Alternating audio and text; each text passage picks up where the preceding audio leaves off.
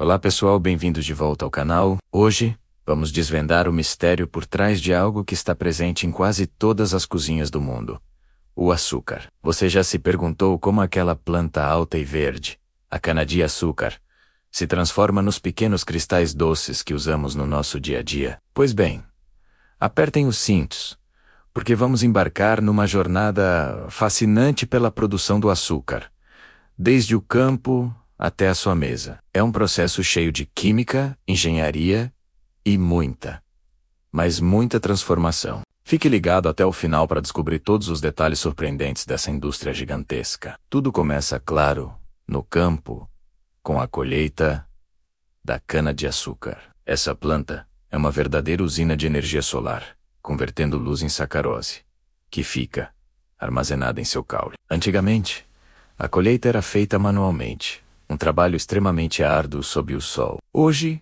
grande parte do processo é mecanizado. Colheitadeiras gigantes entram nos canaviais, cortando a cana na base e picando-a em pedaços menores. Isso facilita o transporte e o processamento. Esses pedaços de cana são então carregados em caminhões enormes e levados diretamente para a usina. A agilidade é fundamental aqui, pois a cana começa a perder seu teor de açúcar assim que é cortada. Então, é uma corrida contra o tempo para que ela chegue o mais fresca possível na usina e o aproveitamento seja máximo. Assim que a cana chega na usina, começa a primeira grande etapa: a extração do caldo. A cana picada é despejada em esteiras que a levam para uma série de moendas. Imagine rolos compressores gigantes e extremamente potentes. Esses rolos esmagam a cana com uma força brutal, literalmente espremendo todo o suco que ela contém. Esse suco verdinho e doce é o que chamamos de caldo de cana,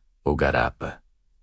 E ele é a matéria-prima principal de todo o processo. Para garantir que nada seja desperdiçado, água quente é borrifada sobre o bagaço entre uma moenda e outra, ajudando a dissolver, extrair o máximo de sacarose possível. O resultado é um caldo rico em açúcar, mas também cheio de impurezas, como terra, pedaços de folha e outras partículas. E o bagaço, ele não vai para o lixo. Geralmente, é queimado nas caldeiras da própria usina, para gerar a energia que alimenta todo o processo. Um exemplo perfeito de sustentabilidade industrial.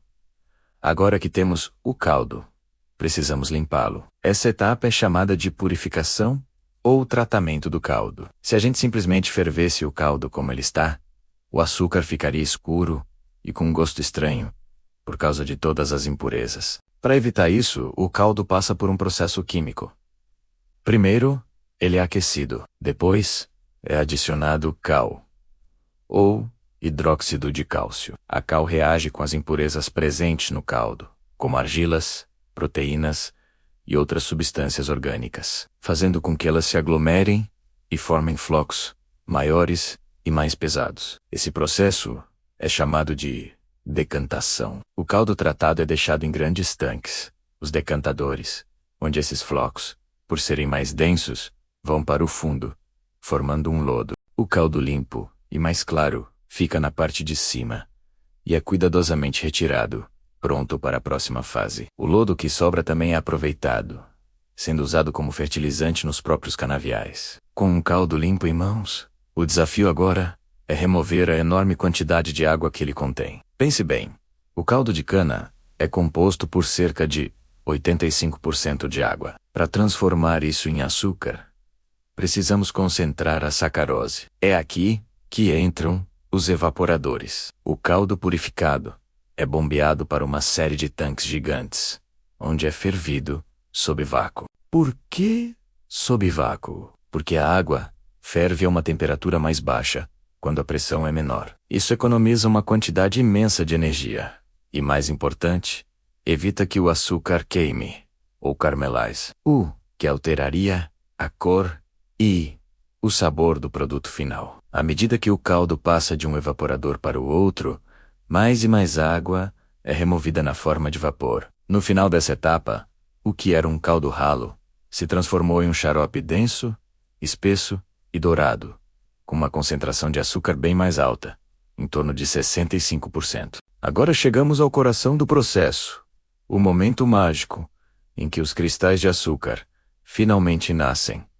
A cristalização. O xarope concentrado é levado para os cozedores, que são grandes tanques, onde ele será novamente aquecido sob vácuo. O objetivo aqui é evaporar ainda mais água, até que a solução fique supersaturada. Isso significa que há mais açúcar dissolvido do que a água consegue segurar. Nesse ponto crítico, algo precisa acontecer para que os cristais comecem a se formar. Para iniciar a cristalização, são adicionados pés de açúcar, que são basicamente cristais de açúcar bem fininhos. Eles funcionam como sementes, oferecendo uma superfície para que as moléculas de sacarose do xarope comecem a se agrupar e formar cristais maiores. O operador do cozedor monitora esse processo com muito cuidado, controlando a temperatura e a pressão para garantir que os cristais cresçam até o tamanho desejado. O resultado final é uma massa espessa e pastosa, chamada de massa cozida,